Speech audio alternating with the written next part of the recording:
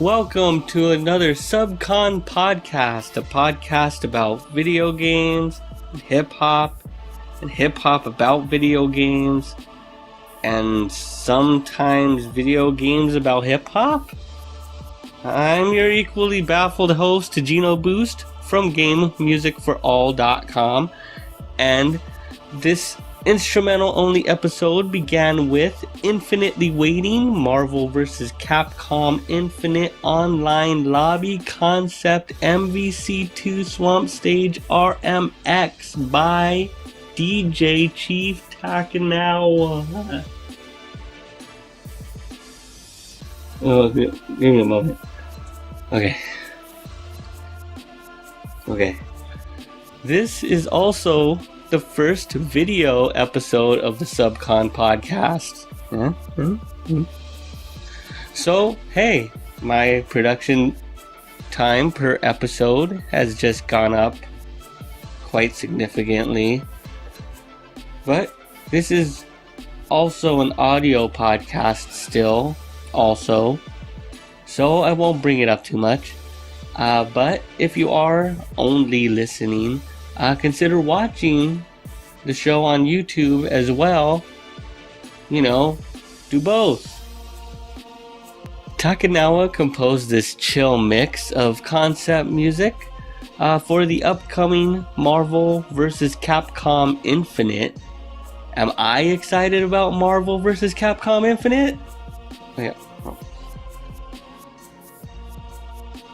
No. Now, I do love MVC2, like most people my age do, and I did put in some decent hours on Marvel vs. Capcom 3, and you know what though? I'm good. I'm good now with Marvel and Capcom fighting each other. I'm alright. Hey Capcom, though, how about Project Justice? No? Oh. I'm not even gonna bring up Mega Man anymore. I also enjoy the soundtrack to Marvel vs. Capcom 2, despite what some people might say about that sweet jazz soundtrack. I'm glad Chief Takinawa feels the same way. I mean, the first track I ever enjoyed by Chief Takinawa was a remix of the Clock Tower stage from Marvel vs. Capcom 2, which I played way back on episode 17, if you want to check that out, and you do. I'm constantly feeling guilty about providing more instrumental episodes. I mean, normally, like right now, the amazing composers and beat makers get spins in the background while I vomit my garbage words over their intricate arrangements. That's why we've got to highlight a few hot beats and beat makers in this episode. And thanks to two recent albums which inspired the PlayStation-ish theme to this episode, we got a whole block of highly underrepresented games from the classic PSX pantheon. And for you youngins, PSX means PX1. One day PSX will mean PS10, and now we're closer to that day than we are away from it, I think. But anyway, both Doughboy the Producer and Zalenka have dropped dope PlayStation-inspired albums to vibe on. I hope this is the beginning of a great trend of PlayStation albums to vibe on.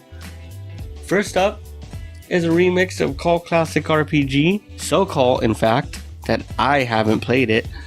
This is the game Lunar Silver Star Story. Don't blame me for not playing it though. I'm not selling organs to play an RPG. Apparently, I only play the most expensive PlayStation game beats. Pricey beats, man. Anyway, let's listen to Null and Void, Lunar Silver Star Story by Zalenka from his album PlayStation Instrumental Mixtape.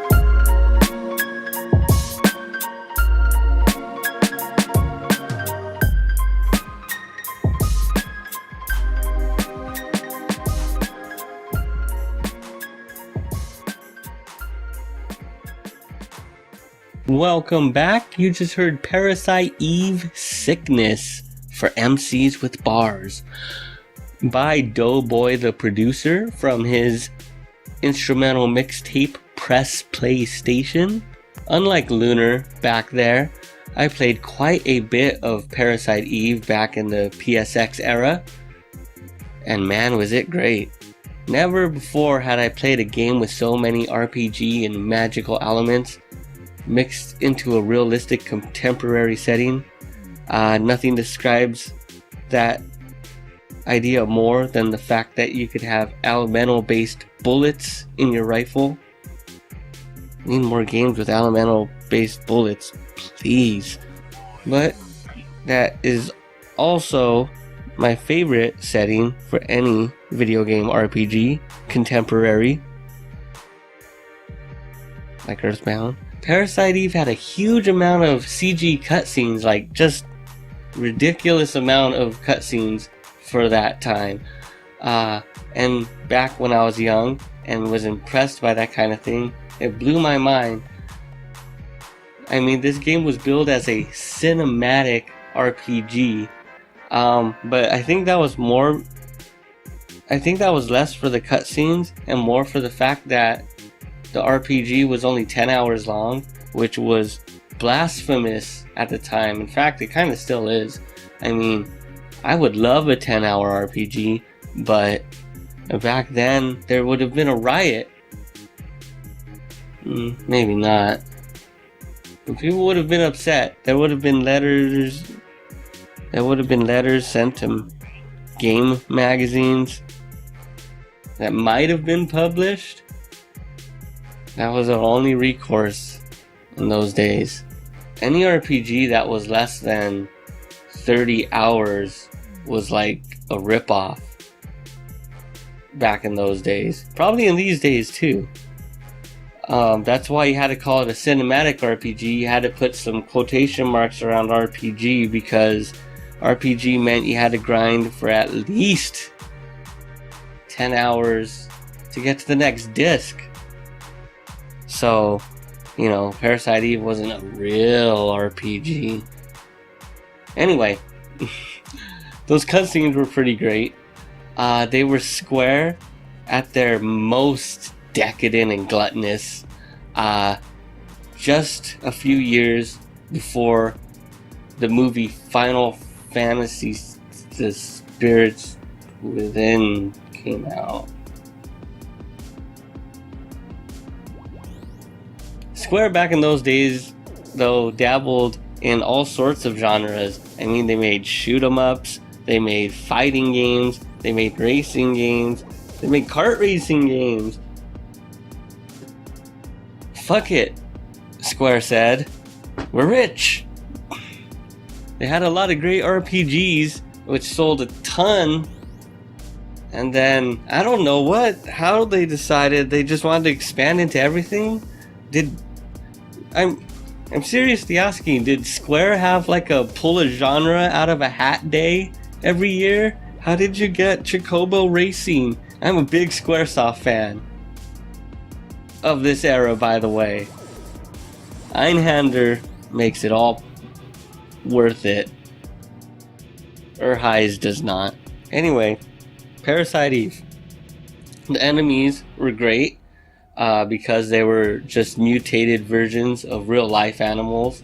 Like, toss a couple more heads on a dog, make an alligator as big as a grizzly bear. How about reanimate the corpse of a T-Rex? It's all pretty sweet. It's really, really sweet when you compare it to the common orcs and bats that you have to fight in your generic fantasy RPG. I mean, you do have to fight bats in Parasite Eve, but they're mutated bats. Big difference. It says right here, bats, mutated bats. Anyway, there's gun building in the game. You collect gun parts that you use to build sweet ass guns that you then imbue with elemental bullets. So you could shoot things with fire bullets or acid bullets or thunder bullets. And plus the active time RPG battles give the fights a much bigger sense of urgency, which actually makes this game have a lot in common with the then upstart Capcom series Resident Evil. So I think Squaresoft might have been looking their way and saying, hey, we could do that, but with magic. The original Parasite Eve was also very awesome for using the actual real life, like look it up on Google Maps. I'm sure you've heard of a little place called New York City. That was the place Square chose for the setting of their sci-fi fantasy RPG, and that was very rad. I'm a big fan of actual places as settings.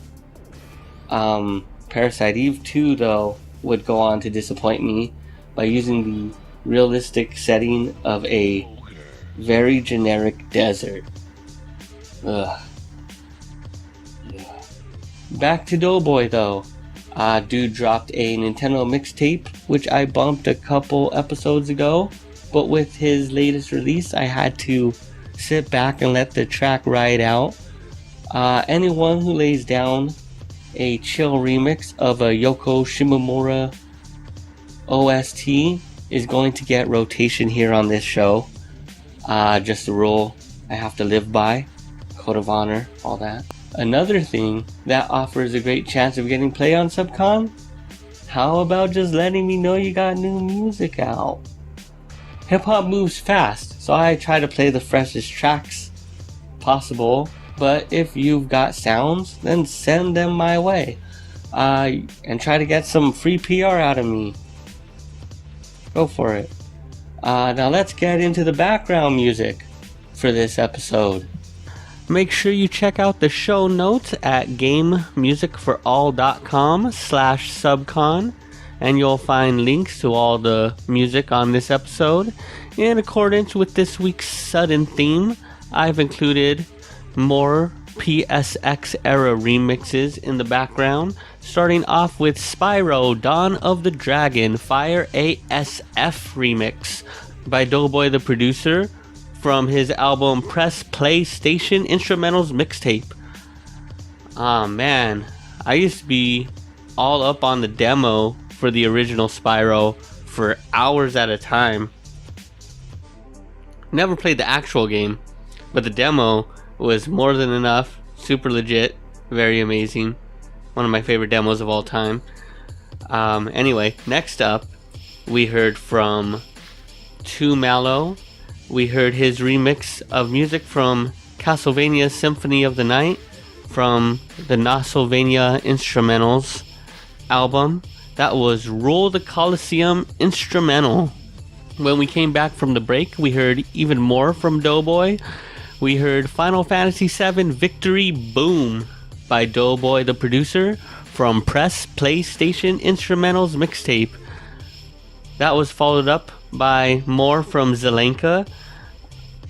This time we heard his remix of Tecmo's Deception titled Invitation to Darkness. And the track you're hearing now is Steamboy and DJ Abomination.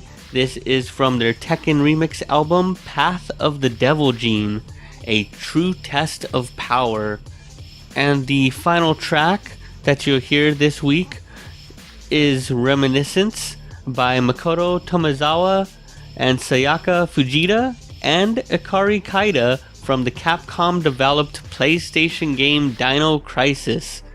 Remember Dino Crisis? It was like Resident Evil, but with dinosaurs.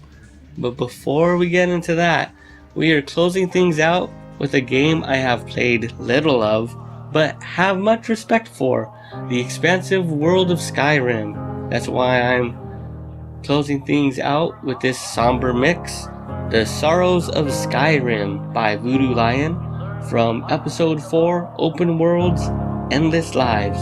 Thanks for watching.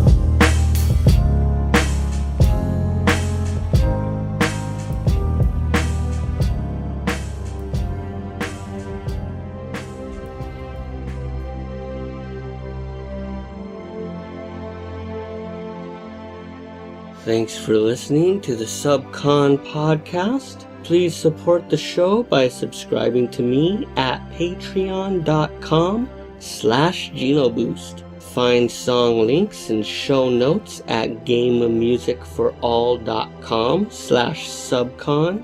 Follow me on Twitter at GinoBoost and Instagram at RetrobitsLA. And of course, you can find the latest video game based albums at gamemusicforall.com. You're now leaving SUBCON.